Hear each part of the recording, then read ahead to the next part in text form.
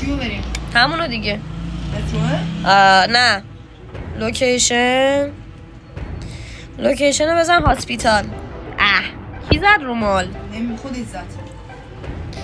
خب پلیر میشه یک بار شونشونو میدارم فعلا فقط من و تو و یکی دیگه هم اومد 4 نفر.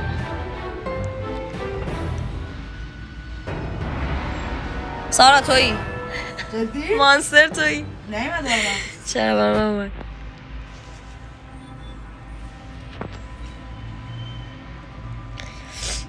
خب بهش من مانستر نیستم. چرا مانستر تویی؟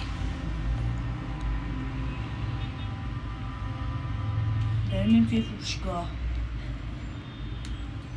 فاکی شیت. خب کوشی سارا. فعلا فقط باید از دستت فرار کنیم.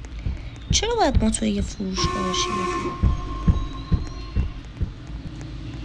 برسم بهتون میتونم ضربه بزنم یا خودش اتومات میزنه.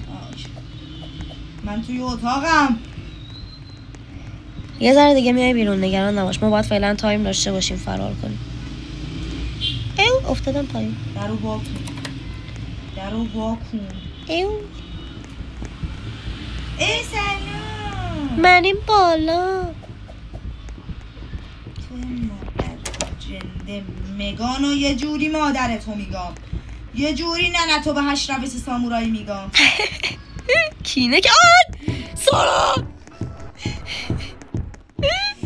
فرار نکن. وایسا.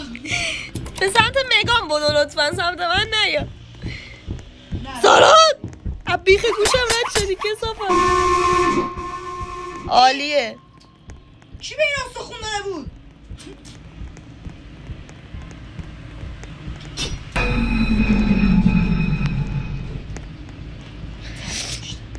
ولم کن.